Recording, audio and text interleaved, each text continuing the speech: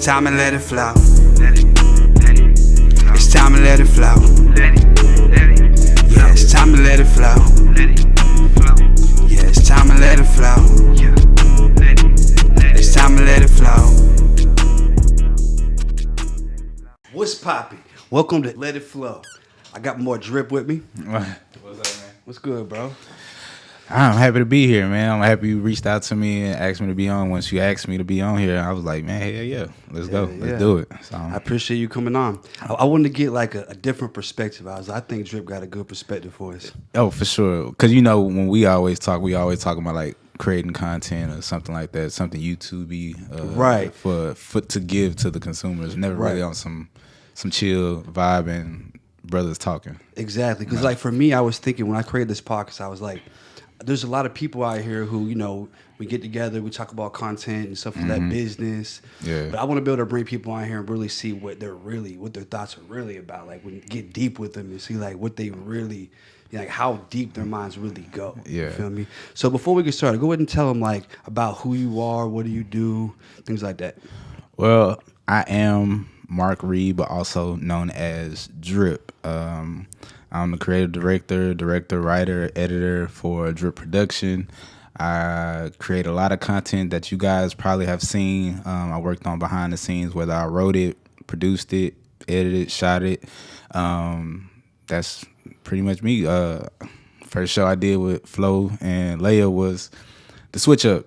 That was me behind the camera for that and a whole bunch of other shows. And still to this day, I'm still cranking out bangers on YouTube, but you just don't see me. You just see a Drip production. So You're usually behind the camera. Yeah, I'm usually behind the camera. That's actually my safe space. Now I'm in the lion's den. Yeah. So is this the first like interview type thing you've done on camera like this? This is probably my second. Second, yeah. Yeah. Okay, for sure. So you did the Switch Up. Like that show was crazy. That show was crazy. For the first one I did with you guys, I like the first one is always the best one, and it's like since then we've had plenty of conversations like how do we do better than the Switch Up, and to this day, I mean, you can go back and look at the numbers. It's just it went crazy for sure. And it's crazy because like that was actually the first show that I hosted too. Like I had never hosted a show before, but I feel like we did what we needed to do, you know. Yeah. And it got pretty crazy. If you guys haven't seen the Switch Up, check it out. It's on Princess and Phlo, the Switch Up. We basically took 5 couples and we swapped them, and people were doing all these challenges with someone else's girl, someone else's man. And it got crazy. It got real crazy. A lot of people. That was my first time seeing something that was outside of my control. Like, it is what it is at this point. But it's still a great turnout, a very entertaining show. Yeah, so, I tried to keep control of it, but it just it was out of your hands. It was out of my hands, and I was the host. You know. Yeah. But definitely worth watching. But so let me ask you this: what was your favorite production that you've worked on? Oh man, do you guys know Carmen Pritchard? I'm sure you do, but I don't know. My first show, first reality show actually was Carmen's Boot Camp, and that was the first show I was actually drug into actually shoot. A lot of people don't know that I didn't shoot. I didn't shoot shows. I always wrote and produced behind the scenes. I never shot, held the camera really for anything prior to that because I was selling scripts. I wrote poetry. I did skits for Reese and other social media influencers and things like that. So I was always a writer and a producer, never a camera guy. Oh, I didn't know that. So Carmen's Boot Camp was my first time holding a camera. Wow. For a reality show. Interesting. Yeah, I was actually just thrown into that because at that point I was just a decent camera guy and I had a background in editing a little bit from college. But other than that, Carmen's Boot Camp was actually the first show I actually co-wrote, co-produced, and put it out to the masses, and it did dumb numbers too. That's crazy. Yeah, and shout out to Carmen for letting me be along for that ride. Yeah. I got threw up on. Oh, for real? Yeah, so a girl threw up on me while I'm holding the camera. So How did you handle that? I yelled cut, but everybody else was like, keep rolling. So since you were behind the camera, was it did it get filmed? Yeah. It got filmed. This I want to say it was like episode 5 or 6 of Carmen's Boot Camp. And yeah. That's crazy. The girl apologized and everything. It was Did cool. you like try to change your clothes or? I had to change my shirt for sure. Yeah, that's wild. But yeah, that was probably one of my favorite reality shows. But my favorite production that I've ever done was my most recent one called Introspect that just got picked up by Prime. Oh, really? Yeah, Prime Video. So that's probably my best one for sure. So is that like a skit? Or? It's a short film. It's a short film. Yeah, Oh, it's wow. a 47-minute film, pretty much talking about relationships. And I know you probably gonna get into it later about what people think, but like I often think a lot about, man, like, is my relationship just like other relationships and things like that, or like Introspect is all about how other people think. So it actually kind of chimes in perfectly for what you do on this podcast. For sure. Yeah. I'm about to check it out. Is it out already? Or So it's not live on Prime yet. It just got picked up 2 weeks ago. So it just waiting for it to hit live. Right now it's on YouTube, but once it goes live on Prime, it's coming down. on YouTube? Yeah. I'm definitely gonna check it out. I mean, I agree that I feel like everybody's relationship is different. I mean, as you can see from our relationship, we have a whole different dynamic. Yeah, for sure.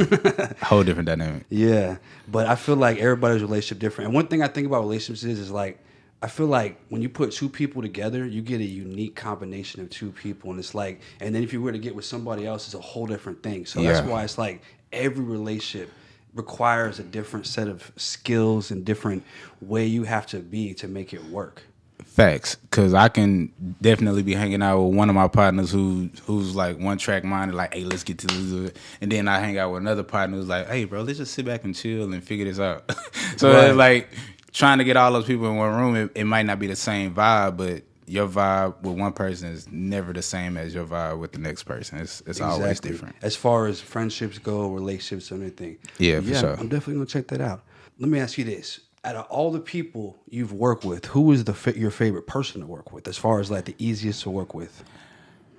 I mean, if somebody's allowing me to sit back and do my job, it's definitely Princess and Phlo. Okay. Because I'm even thinking back to the time where I helped you with your engagement. Yeah. And we did this whole scavenger hunt. Like, you pretty much gave me the idea. I created the production, and then you was like, all right, let's do it. Yeah. I was like, okay. I wish this could happen often where somebody just let me sit back and they can just sit back and let me do my job. And I mean, as you can tell, it turned out perfectly. So we did the switch up first. So that was probably what might have been the second production. So that was the second production I did with y'all. Yeah. Yeah. So I knew from the switch up that you were going to do a good job. Oh yeah, for sure. So I knew. So that's why I was like, hey, you know what you're doing. Do your thing. Definitely, you put that together very well. So for those of y'all that don't know, when we did the scavenger hunt for the love hunt, which was when I got engaged, he really helped. We got together. He really writ that out, like the way we, where we went, who was meeting, and it went good. That's actually, kind of an honor to give you that. Appreciate it. Yeah. Definitely got to be at the wedding. Yeah. Yeah, of course. That's definitely in the making. Okay, so let me ask you a question, okay? So there's been a lot of stuff coming out lately where it's like we're talking about like meat, lab-grown meat, and all this stuff. So what do you think about the lab-grown meat that they're talking about, and what do you think, like what is your thoughts on what it is and where it came from, where the idea came from? Well, it's definitely genetically tampered with. Like, if you are eating any type of meat coming from anywhere prepackaged and stuff like that, it's been tampered with. So it's like whatever we eat, if it's dealing with meat, if it's not homegrown in your backyard or anything like that, it's like it's been tampered with. So it's actually a hard thing to talk about because it's like we can't do right as people by not eating it. We still eat it. Right. Like we're never gonna start eating it. Yeah, we're never gonna stop eating it. So, and they know that. And if you know who they is, they know. We're gonna keep eating. Because if the world ended today, or civilization as we knew it ended today, and we could no longer go to the store and get food, most of us would not survive. Think about that. Bro, me and my wife had this conversation all the time. Like, are we gonna be prepared? Like, if the apocalypse started now and people started running rampant, we have neighbors that are 5 feet away from us. They're gonna come in and try to kill us and take everything. Right, take the food. I mean, I wouldn't be surprised if after so much time people eating each other. Yeah, what else cannibals for real. What else you gonna eat? Because we don't know how to grow our food. We don't know how to go out and hunt. We don't know how to do any of that. Right, like. From all the movies we watched, it's easier to kill a person than a deer because the deer is gone. You can't. Yes, and that's so sad, bro. That we know how to pull a trigger on our own people, but yet we don't know how to go out and like fend for ourselves. That's sad. I never even thought about it like that. That's crazy. Like we would be more likely to be cannibals than, like our ancestors eating animals and stuff like that. And we don't know how to grow, barely. So that actually brings me to another subject because I was thinking about this the other day. I was like, if the world ended today, the only people who would really, really survive are people who know how to live off the land. And honestly, that's less than 1% of the people in civilization.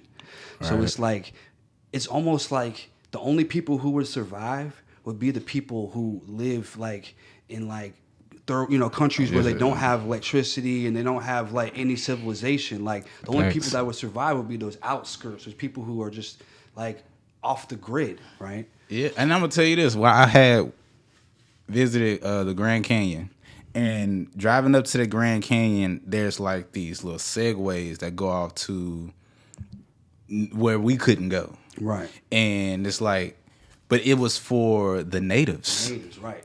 The natives literally, like, this is actually their land, and it was just stripped from them, exactly. But they're literally driving out of there, opening the gate, closing the gate, going like down the hill, and then coming right back to their community. We have no idea what they got going on back there, and nobody can tell them anything because it's their native land. They've put it in paper, and it's like those people are like seeing us, and it's like, ugh, you have no idea. Like they know something we don't know, and it's scary because if this world, like you said, was to start going to shit soon, they would be the only ones there to survive. Right.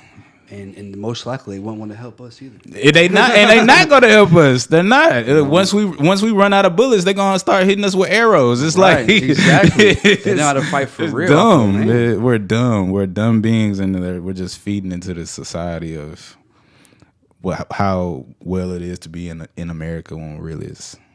Right. We have no idea. We have no idea. We are about a week away from having no food. We have a week's food in circulation. Yeah. So after a week, that's it. There's no more food. It's got to get shipped in. But if there's nothing shipping in, and then that's it. So whatever you got in your house, which most people have about a week or two of food in their house, if that. I can definitely encourage eating what you can grow, or at least going like farmers markets and things like that where they actually grow the produce and things like that, shopping with them, and then after that just educating yourself. Like this medicine, whole nother crazy topic. Blood pressure medicine is a joke. Right. A lot of these people are surviving off of medication. Like they take the medication, their body is used to like that being a key component to everything. The moment that they stop, a lot of people are going to get sick. A lot of people, yeah. The medicine actually makes you sicker. Right. So I want to get in that topic in a second. But I was just thinking about this. So if only the people who like lived in places where like they were outside the grid or they were the natives, do you think that what's the possibilities that technology would be lost?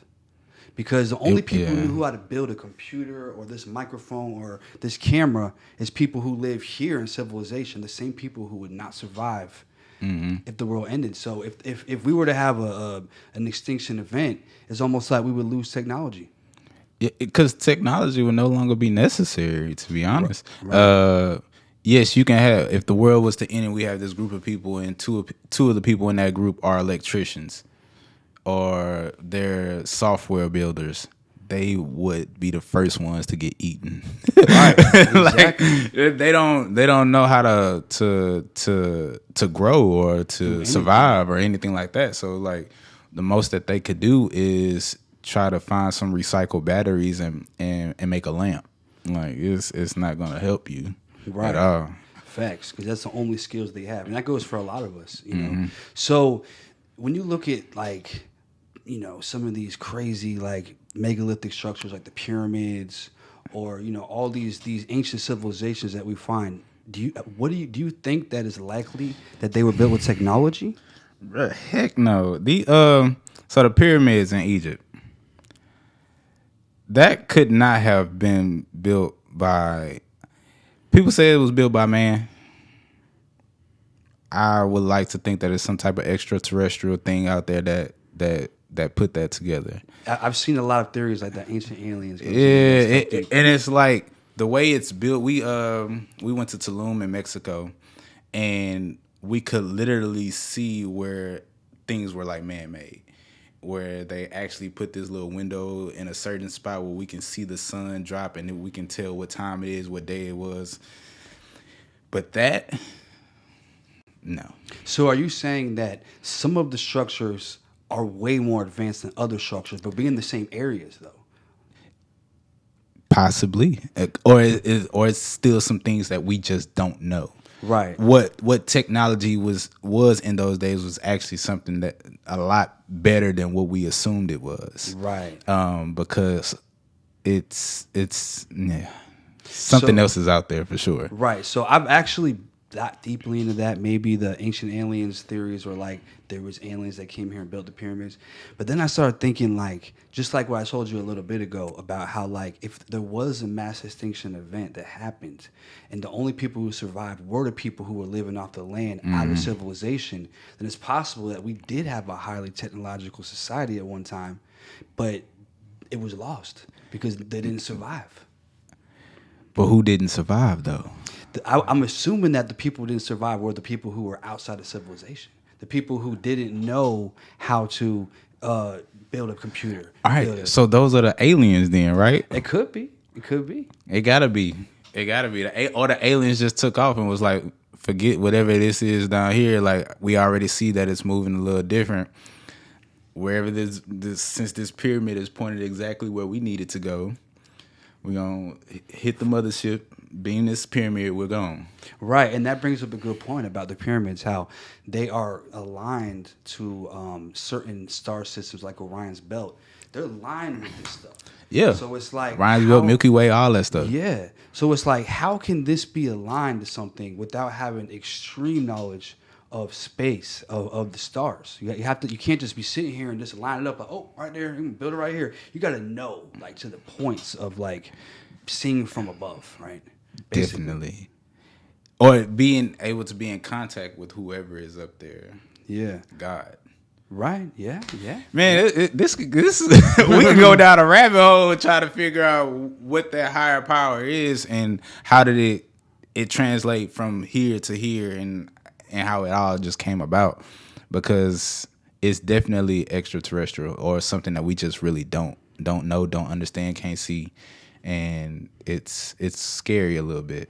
I mean, for one to think that we're the only people in the universe, the only and why are they trying to keep it away from us?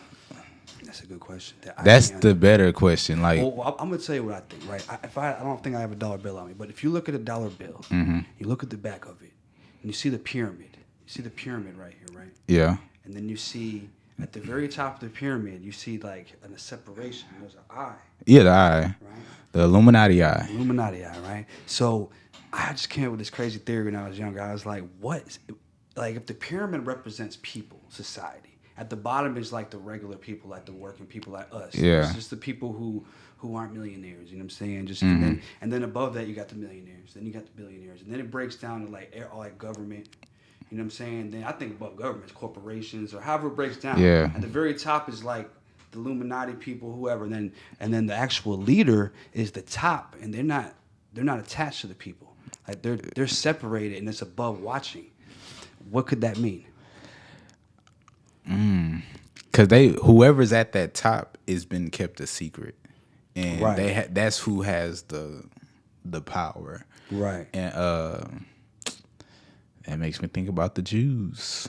Yeah. Like, especially when it comes to money, like you just said, Right. like the power behind the money is actually whoever it is at that top. Holds the money. And so yeah. what if the eye looking above could be some sort of alien, something that can look from above?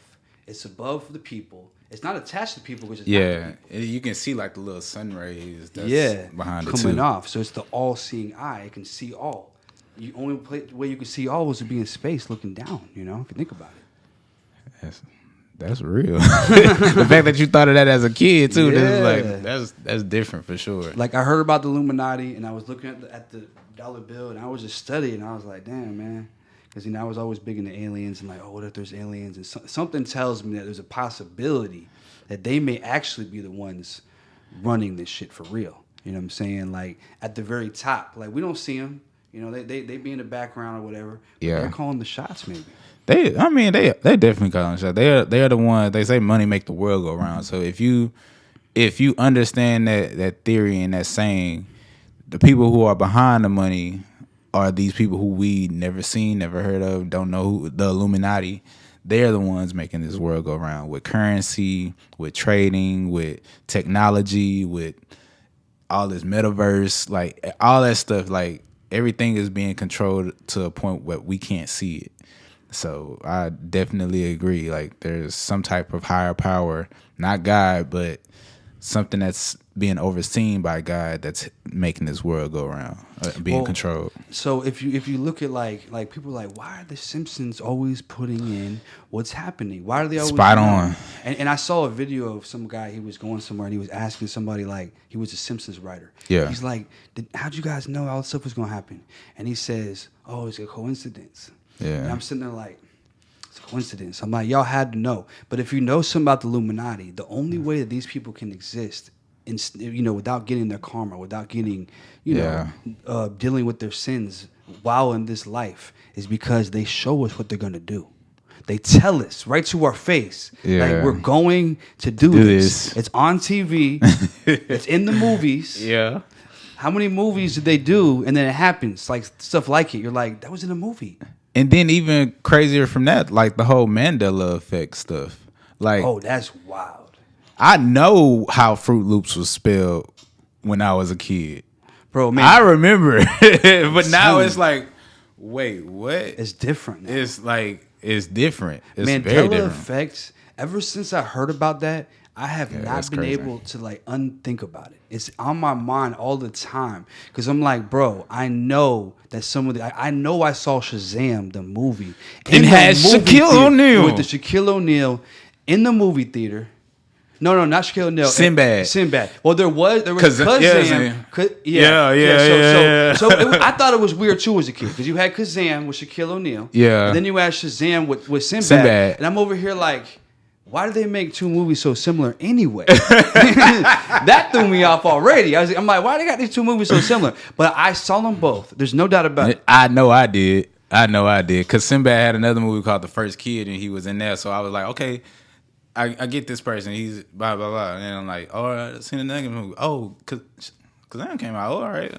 Another dude. Like, so it's like, and then they just recently came out with a movie called Shazam, but it had like some Italian guy in it. And I was like, oh, y'all trying to just throw us off. And that's what I was thinking. I think why they did that is because when you search Shazam, something comes up and it kind of gets people thinking like later on down the road, oh, it was right here. People are dumb, to throw us off. There's something to come up. Yeah, it's always gonna be something. But I'm like, because when we're gone, people won't remember it no more. We're the last people to remember. Like, yo, that shit happened, bruh. Yeah, it's gonna get stronger and stronger to the point where whoever this higher power is working behind the scenes, like we can.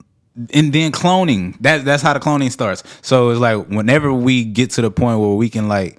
A family member can disappear, and then we all be like, "Oh, they died 10 years ago, right? And you're still dealing with it." It's like, no, like I know I was just with this person yesterday. You know what I'm saying? So, and then the cloning, like Nelson Mandela.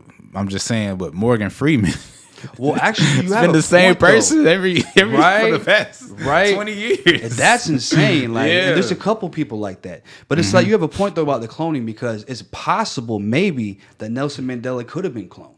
You know, and that's why some Yep. people remember he died, and And some then people remember he didn't. Yeah. And it's like, so there's so many ways to look at it. But the fact, here's the thing that makes the Mandela effect so crazy, is that I've actually met people who don't remember it that way.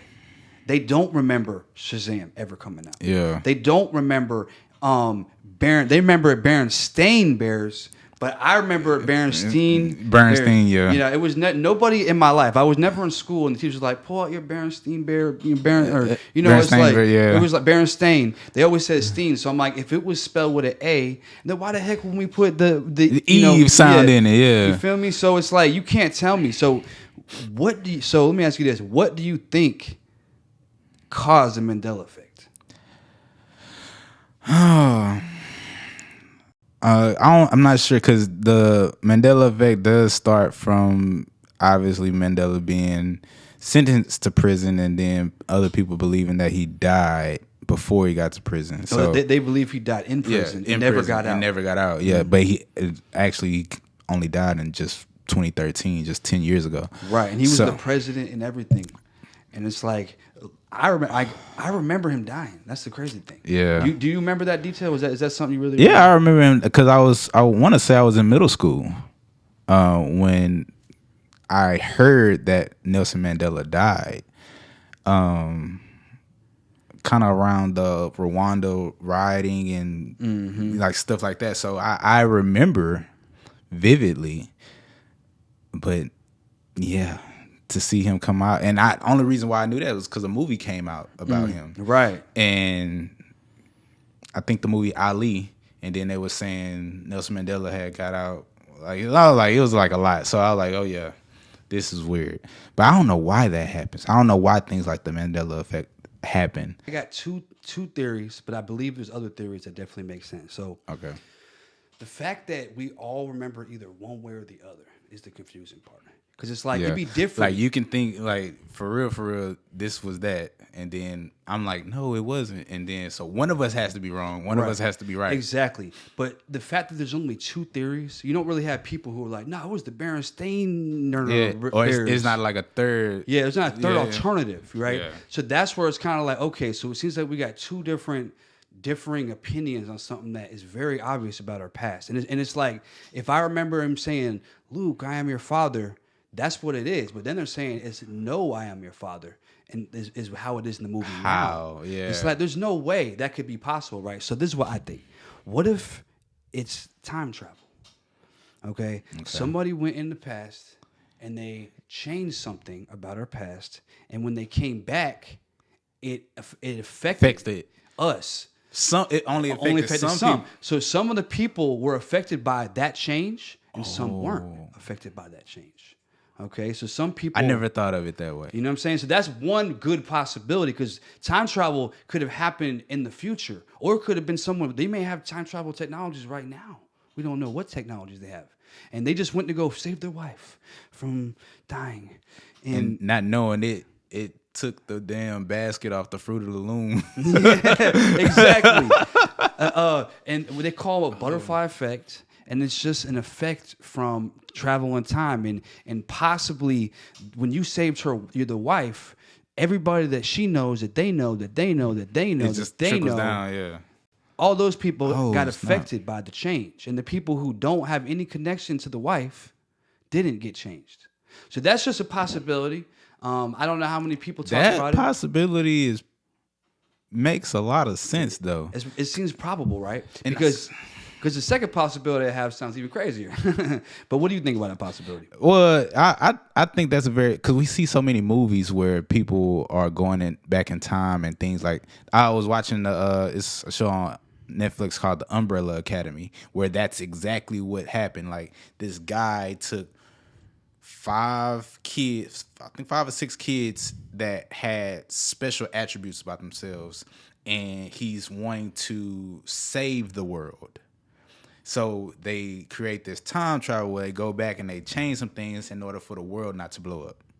in the future. Right. But they keep going back in time, or people from the group are going back in time without the other individuals from going, and it just keeps messing everything up. So now that you say that, there has to be something being touched on in the past that kind of trickles everything down, because even our parents can be like, oh, I do remember when Curious George's tail was on him and now it's not.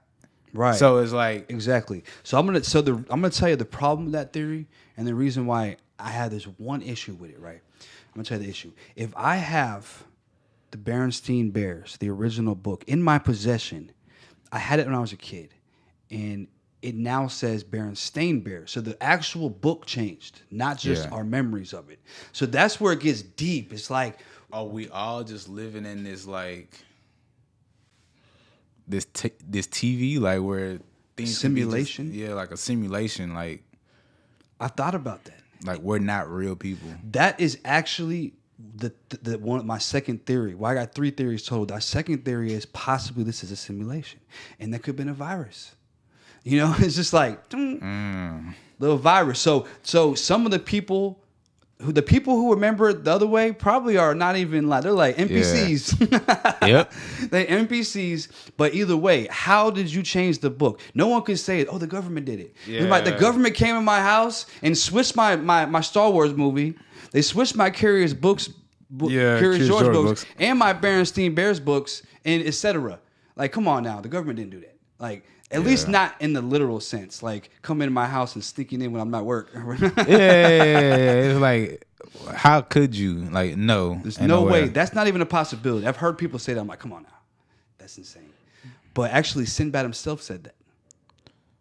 He said that he thinks that people went in the house, the government went in there and switched around. I'm like, bro, you sound crazier than when you said, because originally he said he never did. Because he's saying that the government did it. Yeah, it's not the government. It's got to be beyond something bigger. Yeah. Now, the government may have been behind whatever happened, but I don't think they literally meant to change the way Fruity Loops was spelled. Because who the hell cares? Who the hell cares, right? What is that relevant to? You know what I'm saying? It was probably a mess up in it. So if we are in a simulation, and then it could have been some sort of little blick in the little virus popped up, and it's like, oh shit, oh well, fuck it, and it just kept it going, you know. But then you got the third one I got. Have you ever heard of CERN? Mm-mm. Okay, CERN is a basically it's a huge thing that they have in it's in like Switzerland, and it's like this circle thing, and it's a particle collider. And what they're doing is they're shooting particles, like small little particles at super high speeds and in different directions. Mm-hmm. It'd be like a little particle of some sort of atom, some sort of whatever electrons and stuff. Yeah. And they're shooting them off, right? And they collide at a very high speed. So they did it like 3 times. Like 2008, I believe, was when they first turned it on. And they turned it on again like 4 or 5 years later. And they turned it on again for the 3rd time earlier this year. Every time they do it, they learn, like, this is about physics, quantum physics. Like, it's very deep stuff they're trying to learn. They're trying to figure out like how small they can, because when they collide, they break down into smaller particles. Yeah. And they're able to study, like, because we used to think atom was the smallest particle, and we realized it was quarks. A lot of the stuff that they tell us in school is not necessarily true. Oh, I mean, that's what I believe. I believe that there's a whole nother. We can do a whole podcast about how the education system is to teach us to be think a certain way, think a certain way, and not ask a lot of questions. You know, the world is bigger than school, for sure. Yeah, you got to believe. Just believe this. Here, this is what happened. You know, history books. You know, the person who read the history book was the person who won the war. You know, if you lost the war, you never got to tell your story. So, right? Like, if everybody dies, then there's nobody. So the only person who can tell the story is the winner. And they can tell all kind of stories about how facts the fuck shit they did, the shit they shouldn't have did, but they did. But no, back to what I was saying. Like, so they're shooting these particles off, they're colliding, and every time, like, so when people first noticed that Mandela, like, whoa, I thought Mandela died back in the day, in like 91 or whatever year it was. They're like 90 something. They're like, but he died in 2000. It was like all of a sudden, it was like they noticed that. It was the first. That's why they called it Mandela effect, because that was the first one people noticed. When people started looking into it, like, wait a minute, Berenstain Bears? But all these didn't start getting noticed until after 2008. So they think that when they took this particle, and I'm going to say that this particle, I don't have the exact numbers, but it's miles long. This tube is underground, and it's like very big. I can't even say exactly how big it is, but it's huge, and they're shooting at super high speeds. And when they hit, they think that it's possible that they shot us into another dimension. And it's also possible. This is like the most like controversial. A lot of people believe that this is the cosmic Mandela effect, that these particles collided, and when it happened, it had so much force that some of us went into another dimension and some of us didn't. And the ones of us who didn't are still back there in that dimension. I wonder what's going, because we're physically not going in those dimensions. We're mentally exactly going into those dimensions. It's like, how does that work? How does it work? Because it's like our brains are being tampered with at that point, not our physicalities. Like, right, because that would mean that we have a body that's almost identical to our body. Our doppelgangers or something like that. Exactly. Or so, underground world or something. Right. So to break it down, like so people who believe this, they got to start I feel like you got to start believing in God a little bit, because it has to be a transfer of souls. What makes me me? Like, how can I control my body? Once I die, I can't move anymore. So what makes me be me? What makes me move? You know what I'm saying? Like, your soul is probably the thing behind your consciousness. That's what I believe. You know. Well, your soul is definitely behind your consciousness. Right. I definitely agree about that, because when you die, I don't think you die. Right. Your soul is still resonating somewhere, somehow, some way, and but that's just what I believe. Right. It's a lot of believers out there. And there's no way to just be like, hey, I can prove this scientifically, but that's just what I believe. But if you believe that there's other dimensions, and I was able to go from here to there, a transfer of who I am, like my entire, who is Phlo? Who am I? Have you ever did shrooms? I have. I did it recently. Have you? No. I feel like that would definitely help. I've done a lot of different psychedelics. I'm not just a druggie, but I will do some psychedelics. I wonder, does that help tap into that other dimension? Because people are saying, like, you're able to visually see different things from just the normal state. Right. And I believe it does. Yeah. So if whatever you're seeing, that could be the other dimension. Right. And it doesn't have to be physical bodies. Right. It's in every dimension, things look different. One dimension, you can look like lollipops. One dimension, you can look like basketballs. Like, it's just like other dimensions have other forms of living. Right, exactly. Other ways of living. So, I believe that it's possible that, how can I explain this? It would be like, if I were to go to 100% into another dimension, I would be fully in the presence of it. Yeah. But if I take something like shrooms, maybe I'm going like 5%. You're never gonna, because your brain, like, we only operate like 3 or 4 or 5, 6, no more than like 8% of what our brain actually allows us to do. And they've been Albert Einstein and other people have theorized that we are able to actually mentally there's 12 dimensions that they know of, and there's been new studies that shown that they believe our brain can perceive all 12. It's just that, like you just said, we're only able to consciously tap into a certain percentage, right? Which is 1D, 2D, 3D, 4D, or something. At the very most, and beyond that. So when you take things like psychedelics, it does something to your brain, such as shrooms, that will kind of bring you in a place where you can maybe tap into a little bit. But I'll tell you how I can, for me to believe it, because I took shrooms like 3 weeks ago, right? Yeah. And once I took it, like, are you familiar with the pineal gland? Do you know anything about the pineal gland? Mm-mm. Okay, so the pineal gland is a gland that's in your brain. It's about right here. It's a little bit behind right here. A lot of people right behind the cranium, I think. Yeah. A lot of people refer to it as the third eye. If you ever heard of the third eye, so the pineal gland would be like what the third. It's a gland in our brain. Yeah. When I was in school, like when they taught us about the glands in our brains, they would be like, we don't know what the pineal gland does. They act like they don't know what it does.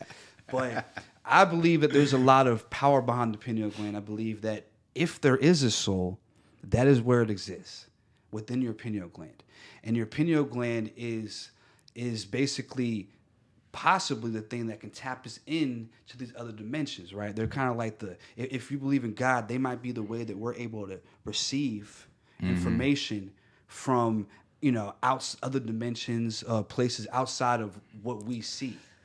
And like this is where like you just get intuition. You're like, oh man, I don't think I should. Oh do yeah, that. the intuition is intuition.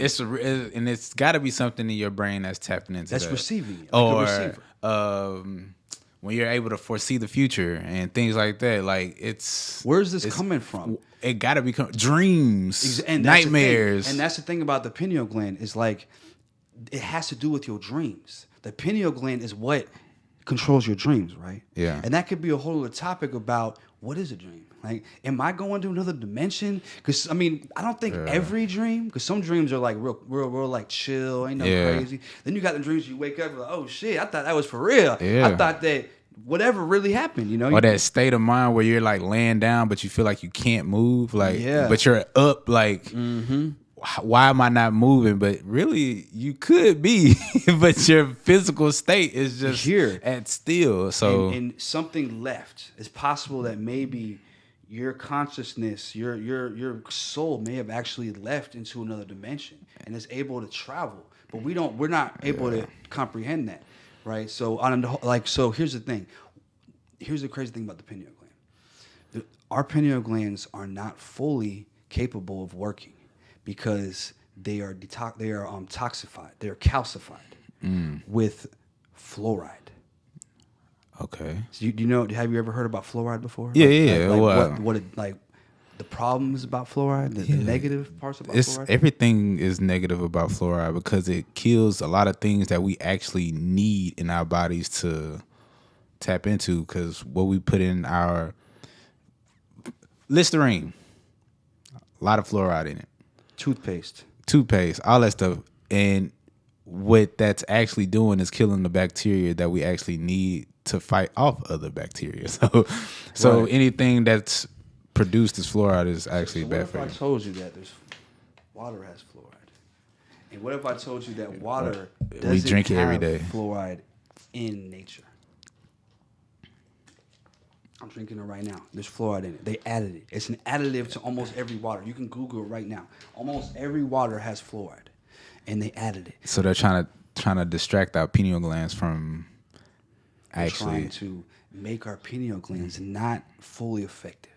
And by doing that, I think that is interrupting our connection to outside the other dimensions, God. And all that, like, 'cause think about it. Read the Bible. Like, all these people were able to perceive angels, perceive messages, like so easily. And a lot of people are like, "Man, I don't believe in God because ain't no angel ever taught me." You know what I'm saying? I ain't never sit there and talk to an angel. But maybe it's because we can't. Yeah, we are disconnected. We're already too far gone. Yeah, well, either we're too far gone in society, which is definitely possible, or we just don't have a connection because they've been doing this for a long time, fluoride in the water. Yeah. So like our parents don't even know what it's like to have water without fluoride. That's how long they've been doing this. Like, I think prior to that, like maybe beginning in the 1900s. Let me put it like this: they found out about fluoridating water from the Nazis.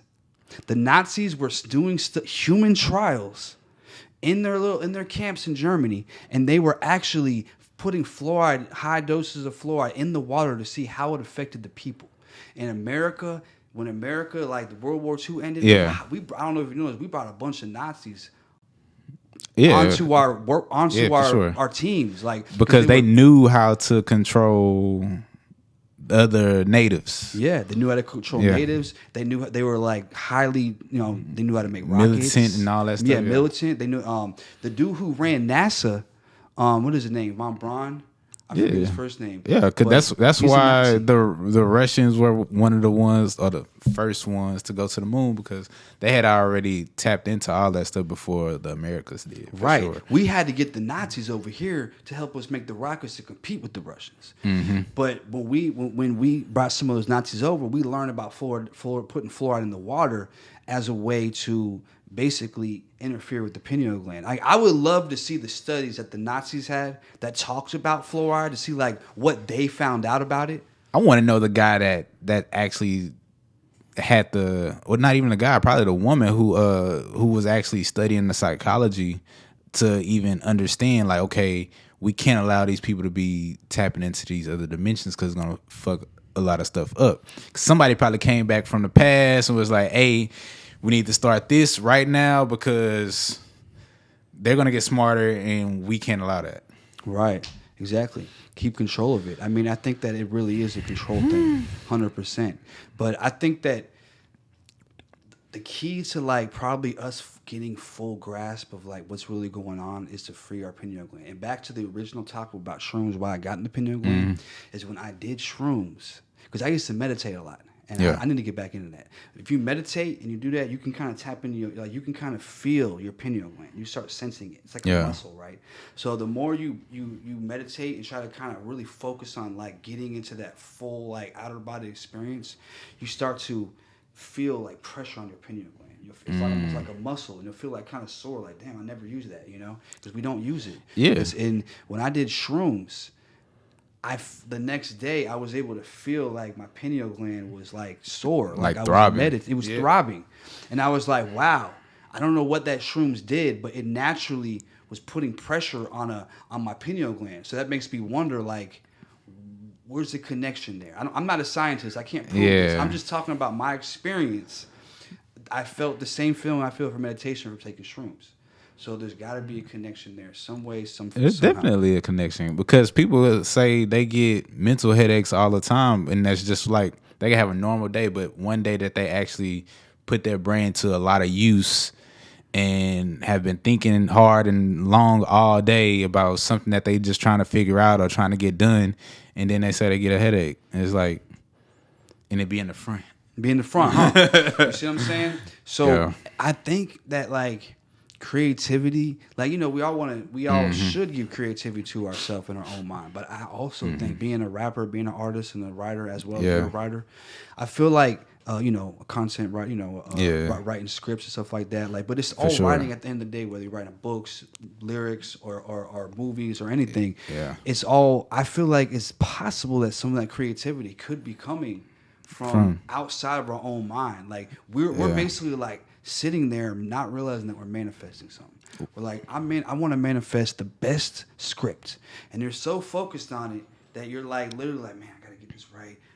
Delete this, I gotta get right. And you don't realize that you're actually manifesting something that's outside of our own mind, and it's coming from a higher power. Yeah, because all the directors and people that I've studied have all said that they've tried a psychedelic drug, and it allowed them to tap into another type of creativity that they probably would have never tapped into if they hadn't done it. And that's what kind of like led me to like researching it more and more and more of how it could unleash a certain type of creativity that I've probably been lacking and missing this whole time. And you just see different things. It's like not even about colors and things like that, but it's just like you're able to think a different way and be able to tell probably a different story that people want to hear. Right. And just to specify, it's not only while you're on it. Mm-hmm. After you do it, it changes you in a good way. And some people are scared to change. But I feel like society builds us to be like clones. Like everybody's the same. Watch this show. Yeah. Go to bed at this time. Go to this school. Go to this school. Yeah. Learn this. Pay this bill at this day, or you're gonna be having no electricity. So we're all kind of like taught to like follow this like way of living. So when you take things like shrooms or LSD or DMT or some of these different psychedelics, like what happens is it changes the way like your mind is circulating thoughts, because it kind of helps break away from being in that matrix of like just living, and it sounds crazy. And they always give this such a negative connotation. Like, you're doing acid? Oh, you is crazy. You must be white. Yeah, man. They always say stuff like that. They say it with marijuana. And I'm not somebody that smokes, but I'm not going to look down on somebody that does. Like it's okay. Like it's just as long as you don't abuse it. Right. When it becomes abused, that's when you kind of like start falling off the deep end. But other than that, man, it's okay. And I will say this, and I'm not trying to like be a hey, do psychedelics. The advocate yeah, for advocate for it. But I will say this: psychedelics aren't addictive. Well, I mean, some people have addictive personalities, so I can't say it's not addictive because people get addicted to some weird shit. You know what I'm saying? For sure. There's movies and shows about that. but if you're a regular person who isn't an addictive type of person, and then you can do psychedelics one time. I'll be like, oh shit, that was an experience. I'll do that again in 6 months. You know what I'm saying? Like, it's not one of the things where you do. You're like, oh shit, I need to do it again. You know what I'm saying? It's not that type of thing. See, but for me, is like, man, if I take a psychedelic and then I crank out the best script ever, right? Yeah, make the best movie anyone's ever seen, and I'm like, damn, I might need that shit again. Let me get another hit. Like, I don't want to get to that point. That's why I've been trying to just keep it all coming from my non-psychedelic brain. And, I could feel that. I could feel that. So there's one thing that I've been hearing about a lot, and it's called microdosing. And some people will do shrooms, but they'll only do like a little tiny bit. Yeah. And when they're doing things like that, because in all reality, like when I do shrooms, like when I did it last time, I took a lot. I was trying to go out. I was by myself, bro, because I know, right? That's not good, it's though, really right? Not. But I've done it enough times that like it's not good to do it your first time by yourself, or your first couple times you'd be like freaking out, like am I gonna die and shit? You know what I'm saying? Because you don't know what the hell's going on. You never experienced it before.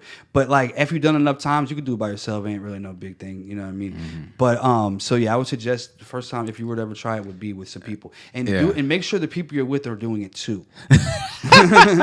Believe it or not, you want somebody like maybe me, for example, who has done it before, so I know like somebody. You don't want to be a bunch of people doing it the first time either, because then it could it can get out of control. Yeah, because it does happen. There is such a thing as a bad trip, and bad trips. I've experienced a bad trip before, and it's bad. And I've also seen some bad trips. What was a bad trip? You started like crying or something? Nah, it was some wild shit. So basically, so I'll just go ahead and tell the story. I never told the story before. So basically, like I was going to get some weed, and I was like 17 years old, right? Yeah. I was going to get some weed for somebody who was bringing me somewhere, and I'm living in Florida at the time. So he brings me like 30 minutes away to get this weed. When we get there, the dude took like an hour to get it, So we're like, damn, I'm just chilling here, because he was bringing me this homeboy to get it. So basically, some dude walked in. He's like, hey, I got some acid. Now I'm 17, never took acid, never even seen acid. And I was like, shit. All right, let's do it. Like, you know what I'm saying? LSD. Yeah. So it's like a strip of acid. So I take it, and the dude driving takes it, right? And there's another dude with us, and he was a Crip. Yeah. So basically, so it was just like, bro, it was so crazy because like we get in the car, finally drive home. And, when you live in Florida, you don't really pay that much attention to like, hurricanes, and it's like if it happens, it happens. It happens. We're young. We're not like looking at the news like, oh, it's a hurricane. So we're driving home and a hurricane hits, bro. A fucking hurricane hits while we're on like the acid don't hit right away. So it takes like 45 minutes or something, But we took it like not long after we got to the spot. So by the time we're driving home, it started to kick in. Like we're smoking. I'm looking out the window. I'm like, damn, I'm starting to feel a little crazy right now, a little different. I never felt like this before. And then that shit kicks in. So the driver's on acid, and it's raining like fucking hurricane. You know what I'm saying? Like I'm sure you've seen it. Like Florida hurricanes are different from Houston hurricanes for sure. Yeah, bro. Because the water is coming. Yeah, it's coming crazy. So it's like we're driving. So it's dark. It's night at this point. So I go to tell him I'm going to my parents' house. So I tell him to take a left. He takes a right into the wrong neighborhood. So I'm like, all right, so you got to go down that street right there. It's like right straight ahead. So if you drive straight ahead from that neighborhood, you're going to drive into a ditch, okay? If you take a left and go like a little bit over, you're going to drive down the street. Well, this dude drives straight into the fucking ditch, bro. And I got an ounce of weed on me, and I'm on probation. And I got a 7 o'clock curfew. So I'm not allowed to be out past 7 o'clock, but I'm just, living on the edge, just getting some weed and shit. It's like 8 o'clock at night, 9 o'clock at night. So he drives straight into the ditch.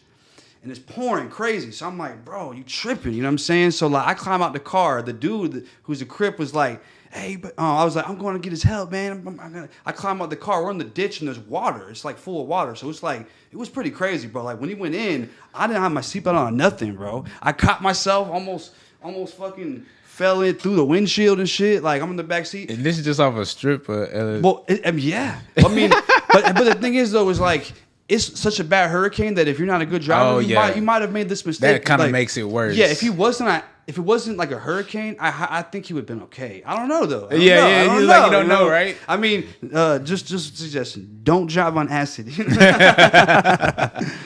But nah. So he drives in the ditch. I climb out and I'm going to I'm starting to run because I know the police aren't going to come. And if I talk to the police, I'm fucked. I got weed on me and I'm on probation already. So I'm running. I'm getting probably a block away. The cops pull up. The two cops pull up. I can't even see them. I can just see their lights because that's how bad it's raining. I'm like, fuck, they're gonna get my ass. So I'm like, I can't do anything crazy. So I just stopped running. I started walking normal in the rain, and then they just drive right behind me, bro. I'm like, fuck. So wow. The trash was like a block behind me, not even a block. I was like, bro. So I fucking get to the crib. I walk inside. My mom sees me. I'm like, you're drenched. Yeah. I'm drenched and I'm tripping. You know what I'm saying? And I'm like, eyes open. She's like, you good? I'm like, yeah. I was just walked home from. I was at work. I walked home from work. She's like, why didn't you call me? I'm like, I just went in my room. I was freaking out, bro. I was by myself because we're supposed to be chilling. You were supposed to. Yeah. I wasn't supposed to go home at that time. We was gonna chill. I was going home to grab something. Yeah. And I was just sitting there. I'm like, fuck. I'm like, bro. It was a bad trip, and that was my first time ever doing acid. So I definitely suggest when you do these types of things to do it with people. I told myself I would never do it again. I actually did try to get in the future, and it was a good experience. See, with me, I have a bad I've tried the basic drugs. If I tried smoking weed in college, and it just was not it. It wasn't even in college. I was 23, 24. I went to Cali, where it was legal. At that time, you needed a medicinal card or something that. Right. And I couldn't think for myself. It was I remember everything that I was thinking about, but I don't remember anything that was happening around me. Right. So it's and that was I think it was a sativa strain, and that's another thing, all these different strands and things like that. So it's but was it a bad experience? A lot of it wasn't a bad experience, but it's just I didn't. That's not something I could keep doing. Right, because it's I'm always having something to do. Yeah, and for something like that to happen or to change my frame of thinking is just it wasn't good for me. I know it's not like that with everybody, but for me it's weird. I'm gonna tell you. Well, I will say it's different for everybody, but I also say that the first when you first start doing it, because my girl don't smoke either, and the same thing. She had she's had good experiences, but she had an anxiety type, freaking out type experience.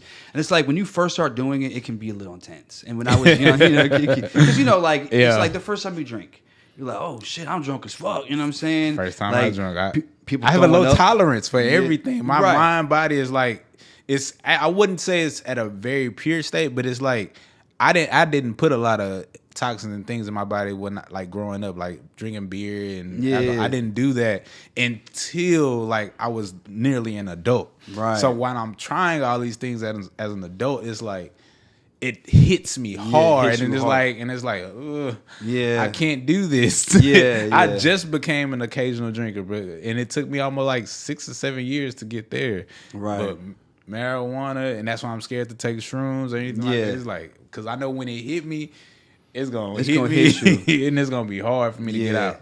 Because it can give you an experience. You kind of freak out. You're like, oh, this is too much. You know what I'm saying? Yeah, I feel in all honesty, not everything's for everybody. You just like we talked about earlier at the beginning of this conversation, we talked about how the introspect on relationships, and everybody has different dynamics when you put them together. Same thing with drugs or mind altering substances.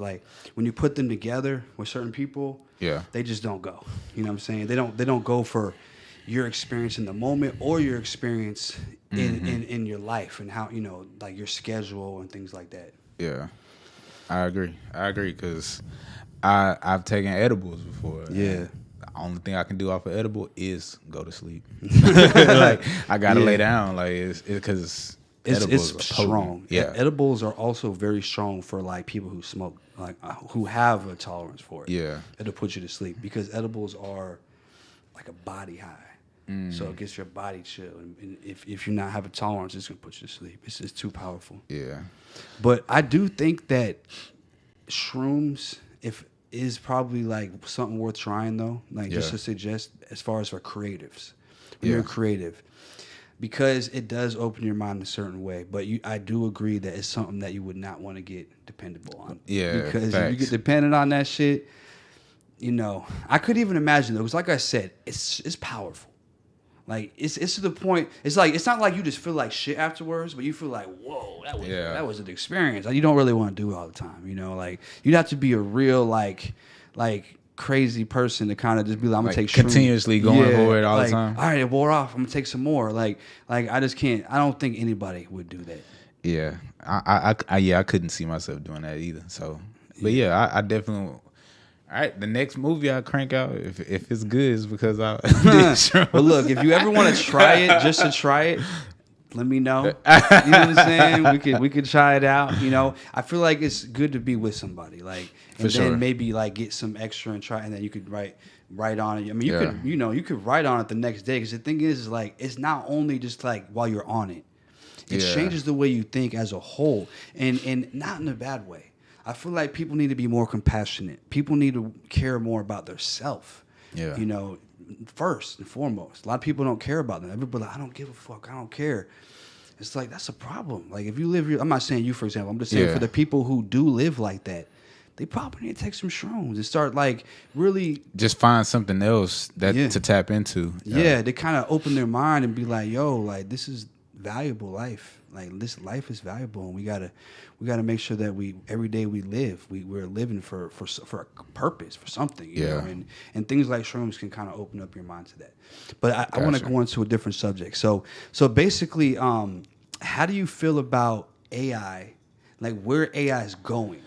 Man, it's definitely putting writers like me out of a job, and there's an actual real life writer's strike going on now in our industry, where writers and creatives are going on strike because the big platforms like Paramount, Netflix, and things like that are paying these writers crumbs, actors crumbs, only because of what they can do now as far as AI software. ChatGPT. Yeah, like ChatGPT and all that. For someone like me who's an independent writer, I'm so glad I'm independent and I never did sign a deal with Paramount or Prime or anything like that, because I literally wouldn't be able to create right now if I was still signed to them, because they own whatever I create.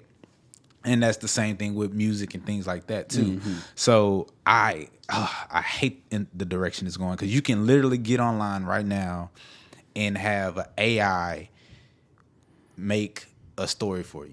Right, absolutely. And then you can literally take that story and go create whatever you want. And that's why I wanted to bring it up, because I was like, speaking to you, somebody who is in the industry that can easily be impacted. I mean, even as a creator. Yeah. Because they can literally take me and have me doing a commercial for somebody or whatever, or creating videos, or create my likeness and create somebody similar to me and create content. I mean, within the next couple of years, we may not need content creators. We wouldn't, because AI is getting so smart where AI could change put your mouth and just make you say something. Mm-hmm, exactly. And then next thing you know, you're the leader of any company, whatever company that wants to buy your likeness and have you market them. So even movies, like like actors in movies, they could be like, "Hey, we don't really need you anymore because we already got you didn't know, but when you signed that contract, we were able to actually take your likeness and then use it in another movie." And I wouldn't be surprised if whatever this writer strike is, these companies don't have to give in to anything that they're talking. They're millions and millions and billions of dollars. So I wouldn't be surprised if 10 years from now we see Denzel Washington in Equalizer 4 and he didn't even have to act. Right. like he looks like he did back when he did 1 and 2, but he's not that age. He's not that age anymore, and it's just like it's getting worse and worse as the time develops. Because even with AI editing and Premiere, I could literally edit a music video in 5 minutes. I need to learn this. No, like seriously, like multicamming and things like that. Like, you put it in there, you can literally tell AI, "Hey, I want a cut every other second." to the chronological 1, 2, 3, 4 clips. I heard there's a way to line it up where it lines everything up on time. Okay, I need to learn that. Yes, that's another. But that's an AI trick that's been in there since before we knew what AI was. Right. And that was just the start. But now it's getting way more crazy. technical. Way more technical. I mean, what do you think about this? I feel like it should be illegal to alter a video of somebody with using AI technology. Yeah, it should be. But I don't know if you've seen this new season of Black Mirrors. When we sign up on these things, we give permission. We give permission for them to do whatever the hell that they want to do. So if we ever were to try to sue them in the future, and it's worse for YouTubers because we all have a YouTube account. Well, not even a YouTube account. We all have a Gmail account. When we sign up for that Gmail account, we make our email. Whatever's attached to this email, they could own. So the moment we make a YouTube video, put it up. All right, we can use your likeness. So it's tricky, man. It's deep, man. And like when we put out these updates, even if we didn't sign up for it before, when they send out an update, we just want to hurry up and update the shit just so we can move on about our business. But in those updates could be, all right, likeness more and more, and we just keep updating and updating and updating. My mom still has an iPhone 5, and I'm like, just keep your iPhone 5 because if you update, you might do something that's you might get them permission. Yeah, so it's just at this point, we definitely got to watch what we're doing and with these major companies because it's a reason for everything. Yeah, it's a reason for everything for sure. I think it's a really huge concern about where the world is going to go and the market's going to go with AI. Like the workforce is going to be heavily affected, and I feel like there should be laws in place to protect this. I feel like the only jobs that should be getting taken would be jobs like people who move nuclear, waste from a nuclear power plant to the ground. You know, because we don't need those people getting cancer. Like the people who are doing jobs that they're in mines, mining things that are extremely toxic and guaranteed that these miners are going to get cancer, right? Those are the only people that we should be using the technology to help actually benefit mankind. Like right now, you can go to Checkers. I was in Miami or I forget. I think I was in Miami, and I went to Checkers. Now I was in New Orleans. I went to Checkers, and they were taking our order with the AI. They're like, "Can I take your order?" And it was an AI. It wasn't a person talking to me. Yeah. I'm like, so all those people who are in high school or college or they're young and they're trying to get a job or just whoever's working fast food jobs, they need that job. Now they don't need as many jobs, and then they have fully AI McDonald's now, fully automated. My wife was telling me the other day I went to AutoZone for something, and it was somebody in line in front of me that was taking a long time, but the store clerk was like, "Oh, you can go right there and do self-checkout." And I did self-checkout, and I was in and out of there in like 2 minutes. He was like, "Oh, that was fast." I was like, "Oh, well, I did self-checkout." He was like, "You don't need to be using that." I'm like, why not? Because you're telling them that we need them and we don't need them. And I'm like, obviously we know who them is. It's like, we don't because if we keep using these things, we're telling them that we can do this. And then so you're supporting their cause. Yeah, we're supporting the cause. And it's like, next thing you know, people are going to be out of a job because they're going to realize we don't need people operating our business. Right. We don't. In general. And the more AI evolves and the more it's capable of, the more jobs it will take. Plain and simple. And it starts in the grocery stores and it's going to end with the creatives because unless we get behind a computer and do what they're wanting us to do, go back to school so you can learn how to do this, so you can learn how to trick and manipulate the minds of the world through social media. Right. And it's going to be people like that. Like our sons, our daughters is going to be like, okay, I'm going to go to school for computer design. And then they're going to come out making replicas of you. Right. and the crazy thing about ChatGPT is that it's literally taking everything on the internet. Mm-hmm. What these AI bots are doing is they're taking everything that's available from the internet and then they're using it to create. So even you creating scripts. Yep. and it being used in something. Now all the words are broken down because they how they can AI caption things. So all the words that were all the concepts that were written out in your script is now part of their database. So you just by you creating, you are actually adding to the database and knowledge that these AI bots are using to create ChatGPT responses. With everything, and even with Wi-Fi in the homes, the routers that's in our homes are listening. And they're able to map out everything that is in this room just from the router. Exactly. They can literally know that we're sitting in here having a conversation. Yep. They can see our waves of our bodies. Oh, that's a human. They can hear what we're saying. The smart TVs, the computers. It's just, this microphone itself is connected to the computer that's connected to the internet. So there's no escaping this. There's no escape. We're already, like I said earlier, we're already too far gone into this. At this point, we just need to figure out what we can do for ourselves if this was all to go away. Right. But also, I think a very important thing, and I think about this too. I was thinking about yesterday. I'm like, if AI is going to exist, the people who are going to benefit the most are the corporations, the billionaires, the people who have the people hired who are like the AI experts, the people, because they're not going to tell us all of it. They're like, here's ChatGPT. ChatGPT is literally the most simplest form of AI.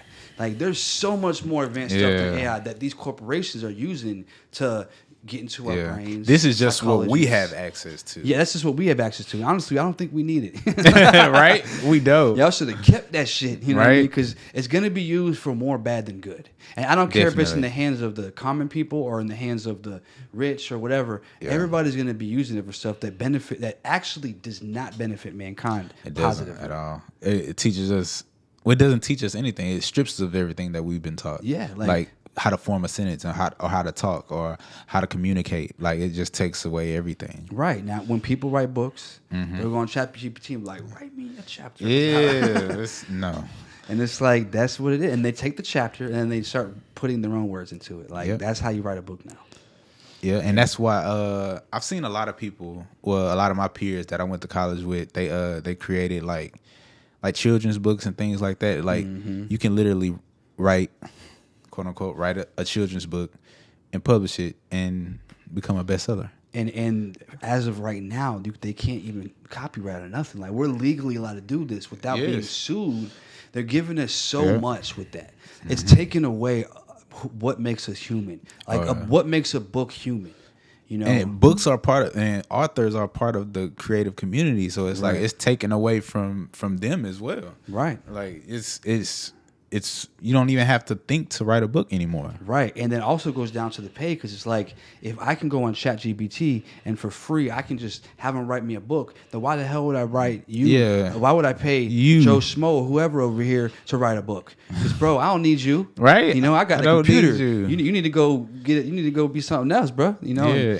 That's sad, bro. And I feel like, so back to what I was saying is, like, I feel like I need to figure out how to be one of those people who know how to harness the power of AI. Yeah. Because then I can make me billions. You know what I'm saying? Yeah. It'll make you billions, but that's the now. That's the now. That's definitely the now for sure. Definitely another hustle to tap into before it gets oversaturated and then maybe regulated to a point where we can't do these things with it. Like, it's a time now. So I'm gonna start looking to that. And I suggest to the viewers too, like, we got to figure out AI. Like, how can we utilize that? Because they are utilizing it. They are finding ways to, like, get into our brains, marketing, and, like, completely understand the psychology of us through our searches, what we search up, what we buy, even what we watch, what we stream, and everything like that. And that's what makes them be like, oh, well, I'm gonna make sure you see this ad. What we say, because our phone's listening. So it's like, I'll be like, hey, think about going over to Wendy's. You know what I'm saying? I'll be saying that, and the next thing you know, I'm scrolling Instagram, and it's like the Wendy's 5 for $5. It's like a 4 for $4, whatever. It's popping up as an ad. I'm like, oh, it's how you knew. You knew I was going to go to Wendy's or something? Like, that happens every day. Yeah, absolutely. And that's AI, bro. It's a form of AI. Man, the stuff that happened in Montgomery, Alabama with the white chairs, literally I get on Instagram and I see an ad from Amazon of white chairs. I'm like, what the fuck? It's like, bro, what are y'all promoting? Like, right? Why? It's like, why do I want to see this? It's like, they're like, we want you to buy this. It's like, are they trying to promote the violence? Like they want people to get the chair and go beat people with it? Like, I don't know what they was promoting with that, but I for sure saw an ad promoting white chairs. Amazon trying to get me to buy white chairs. It's like, wow, bro, that whole situation was crazy. Like both situations, I saw the videos. I'm like, bro, yeah, that got out of hand fast. But whoever those people were just asking for it at that point, or they was doing something that they thought they was about to get away with. For sure. I mean, it's absolutely wrong, but I feel like when we see stuff like this going on, bro, it's like the reason why it's so televised and it goes viral is because it just keeps dividing. Like the more times they show like these racial situations going on, racial tension, and then when it happens, they have to put it out to the news. Everybody got to see it. Yeah. But I'm gonna be real, shit like this happens, like all the time. You know what I mean? All the time. And that's an unfortunate thing. That's very unfortunate that it happens all the time. But it does happen, and it only gets televised during certain times.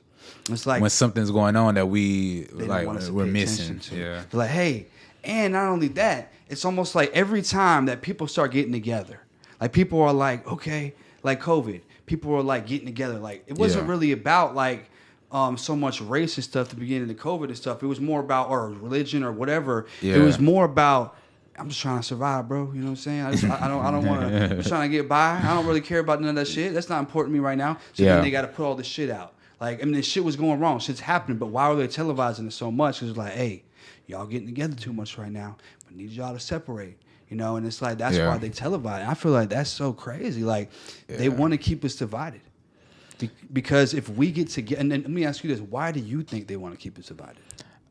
Well, I mean, it's strength in numbers. So is once they see that we're teaming up to do anything, it's actually gonna whatever they got going on is gonna collapse.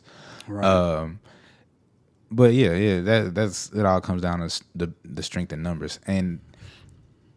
Once we do come together, even if it's black, white, Hispanic, or whatever, any cultural group, if they was to ever come together and go all in for something that they believe in, whoever that they're going against is going to be in trouble. Yeah. And it's beneficial to us to like keep family close and build that within the family and combine families and just keep that camaraderie together. Right. So whenever that time comes, we can be able to attack. Right, exactly. I agree.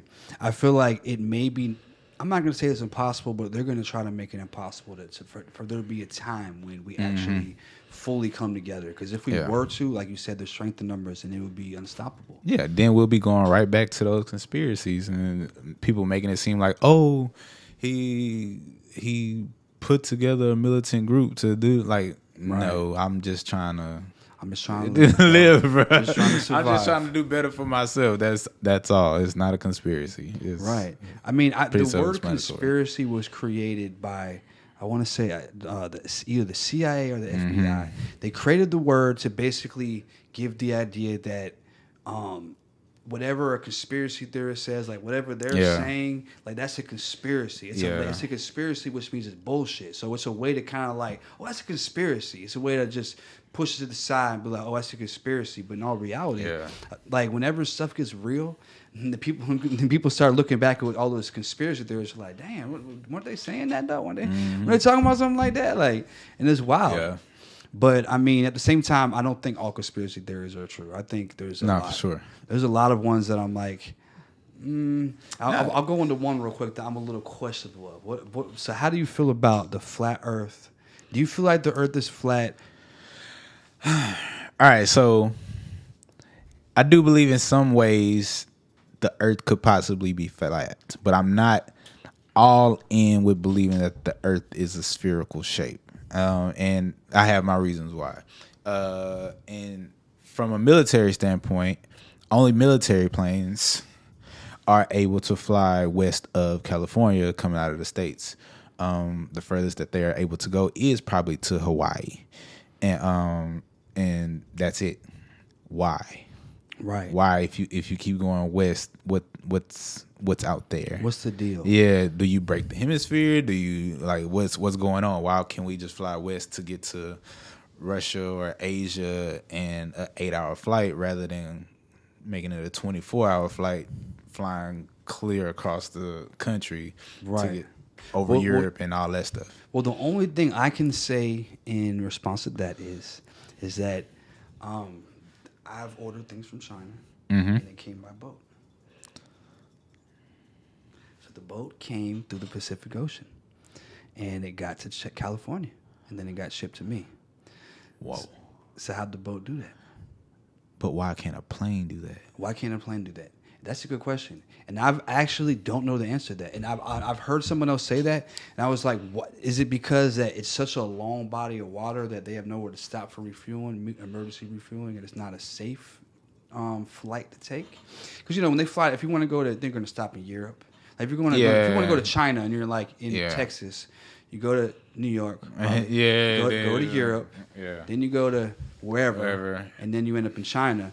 So they have never flying too long over water, where it's like if you try to fly over the Pacific. Now I don't know. I'm not a pilot, and I also have my questions about a lot of things. But I feel like the only thing that throws me off when I hear that, because I've heard that before, is I'm like, well, I know that I've gotten stuff by boat. Now unless that was a lie, because I never took a boat from anywhere, so I don't know. Yeah, because that boat still could have came from anywhere. Yeah, they just told me. So I gotta say that too. Until I take the boat or the plane across the Pacific, I don't know what the hell is going on in there. But what really throws me off, and I don't know if it proves flat Earth or what, but I see so many videos of like these like rockets in space or space stations, whatever the hell it is, and they're like showing these videos of these people like floating and shit, and they have the Earth back there. First of all, the Earth looks fake as hell. Number one, I'm not an expert, but that Earth look weird. It don't look like I would imagine it. Yeah, I hate feeling that way too, because everything looks fake or weird until we actually experience it. Yeah, so that's the thing. I've never been to space.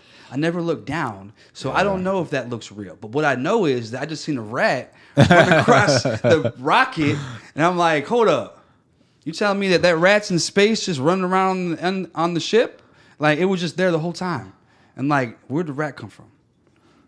Have you ever seen those videos, bro? There's a lot of them. I've seen actually quite a few theories, especially with the man on the moon. Yeah, that was all acting fake. I've seen that. So when I seen that, and I realized that the man on the moon wasn't like one big step for man, one giant step for mankind. Like right. That's all fake. That was all a simulation of what was actually supposed to be real. Like, right. I definitely have my questions about the moon. I don't think we went to the moon. I think that we were racing to the moon with Russia. It was kind of like this thing was like, either I get to the moon first, you get to the moon first. They had a reason to try to fake it. Yeah. But my biggest thing that I question is, if we went to the moon, why haven't we been back? Because you would think that they would want to go up there and dig a hole, maybe see what's up. Maybe they find some gold or some new kind of, whatever that's better than something better than fossil fuel, or just some sort of energy source or whatever on the moon. I want to know what's so spectacular about the moon anyway, because it's necessarily taught to us as being a star, like just a night star, one of the closest stars to us that doesn't really orbit with the Earth. Right. So it's like, what's so special about it? There's some theories that the moon is actually part of the Earth, and the Earth got hit by asteroids at some point in time or whatever, way long time ago, and it broke off a piece of Earth and then it reshaped. I'm talking about before humans existed. Yeah. Like, we don't really know what the moon is, but we know that it supposedly goes in orbit around us. It has some sort of connection to us. Yeah. But so, have you ever heard about the firmament? Do you know what firmament? The firmament? Do you know anything about that? So a lot of flat earthers believe that there's a firmament around Earth, and that we're actually not able to leave the firmament. It's like, I don't know what it's made of. I mean, it's like when you look at like pictures, or they try to make it look like glass. I don't know what it is, but they don't think that we could go to the moon because we can't leave the firmament. And a lot of people. So pretty much like a spherical, well, not a spherical, but the atmosphere is really The So, gatekeeper. right. So if we were to live in a flat Earth, then it would be like a big, bubble. Yeah, it kind of reminds me of like this movie called The Truman Show. Yeah, that movie really threw me off. Yeah. I used to think I was Truman in this motherfucker. I looked for the cameras like, damn, I've got to be in a movie right now. Yeah, like if we all kind of feel like we're the Truman. We're Truman. Yeah, because every time I wake up, I don't think about everybody else waking up. Like, you know what I'm saying? It's like I'm just operating, moving about my day, not knowing that it's somebody else moving about their day as well. So exactly, they're living their own movie. I mean, we are living our own movie for sure. Yeah, for sure. But is the whole world watching? Is the rest of the world a part of my movie? Yeah, exactly. And it's like he's getting on the boat. He's going. He's like trying to find his dad or something. Yeah. And then, we just watched this. And just hit a wall. Hits a wall. Hits a wall. He realizes his whole life, what he called was the end of the ocean was a wall, and the sky was literally falling in that movie. You know what I'm saying? It was falling, and it was lights and shit coming from the set. And it's like, were they describing that we live in a flat Earth, or were they trying to tell us we live in a simulation? You know, what was the message of that movie? I don't know. You know, because if it's it could be both for sure. Though. Yeah, it's like we're living in this thing, which is really a computer hard drive somewhere, a fucking powerful one beyond our understanding, and it's running a world. I mean, I don't know. I feel like the simulation. I think about that sometimes. Yeah, that messed me up, especially when we got started with the Mandela effect and how that all coincides with each other. We could definitely be living in a simulation. For sure. There's no doubt in my mind that us living in a simulation is very possible. Like we got all these different like deja vus and things like that. And a lot of people say, oh well, if we live in a simulation, then God can't exist. I'm like, hey man, somebody made the people who made the simulation. So, it's like I don't know. I mean, can God exist and the simulation exist? I mean, it's not impossible. It doesn't disprove it. It just makes you wonder. It makes you think a little deeper about it. Like, well, damn, it would be pretty crazy if that were to be the case. But it's possible. Yeah, it's definitely possible for sure. I'm not against it at all. Yeah, but the reason why, and I asked Reese about that too. He was, and his response was basically like, I don't think about that because it don't change nothing about what I do every day. And I agree. Yeah. When I started looking into simulation theories and started reading it, because I got into simulation theories because of the Mandela effect. I started looking into like, well, what the hell happens? How did this Mandela effect shit happen? I started realizing that a lot of people believe that it's a simulation. That kind of proved it right there. Maybe there's a connection between that thing they were doing with the particle colliders and an overpowerment simulation. They did that shit and the simulation glitched out like, whoa, you're doing too much, So there's a lot of possibilities behind. They could be connected, these different theories. But he had a point when he said that if I think too much about a simulation, I start not feeling like a human, And you got these people who jump off of buildings, do wild shit. I'm in a simulation. I don't give a fuck. You know what I'm saying? Yeah. Like, or go smoke crack because they're like, hey, I'm in a simulation. Or go get depressed. Like, oh, I'm not going to heaven. Or whatever it is, that they get from that. So I don't know if there really is a positive sides. If you told me today this is the Matrix, I don't know if it would make me feel better. You know what I'm saying? Facts. Like I would probably be like kind of depressed about that. Like like low key, like damn, I thought I was a real person. I'm a fucking computer program. So I would want to be Neo. I'm like, damn, how can I be Neo then? Shit, I'm trying. Right. I'm trying to be Neo in this motherfucker. But we could talk all day about some of these topics. Like sure. I definitely feel like you were a great person to bring out on the show because you had a great perspective. So so when, you don't know when the Introspect is coming out? They didn't give you a date yet? No, it's on YouTube, so people can go watch on YouTube. Introspect. As soon as you type it in, it's gonna pop up. And subscribe to the channel because there's gonna be more stuff to come. A drip production. So what's the name of the channel? The channel is A Drip Production. Okay, A Drip Production. Okay, so where can they find you on Instagram? Follow me on Instagram, drip.production. And there you'll see all the highlights and everything like that from my productions and BTS of what I'm creating and who I'm creating with. Well, I will tell you this. I've worked with a lot of people, being a content creator. Before I was that, I'm a rapper. And I was, I've been in movies, shot movies, TV shows. A lot of the stuff didn't come out. Like when you're in Atlanta, you might shoot in like TV shows, movies, and some of it don't come out. So I've shot a lot of stuff. I've been on a lot of sets, and I will say that you definitely have been one of the best people I worked with. You appreciate it, man. No problem. Like you definitely working with you. I learned a lot from writing the script. Like how to write it out. Like now I feel like after working with you, I could write a script. You know, I mean, I'm not saying I For can do sure. it like Drip can do it, but I feel like I can sit down and write some shit out. You know, like, Yeah. and it's because I watched how you did it and I learned from you. I mean, not just you. There's other people around. But Yeah, you for sure. definitely, We got everybody you picking. right. We all had our pieces from different skills, people, yeah. right? But you were the way you did it, and you know, working with you, the camera. You taught me a lot about cameras, like how to certain things. You know, I'm still not best at that, but I'm Yeah. learning. You know, but I definitely have more Sure. knowledge about cameras, about editing.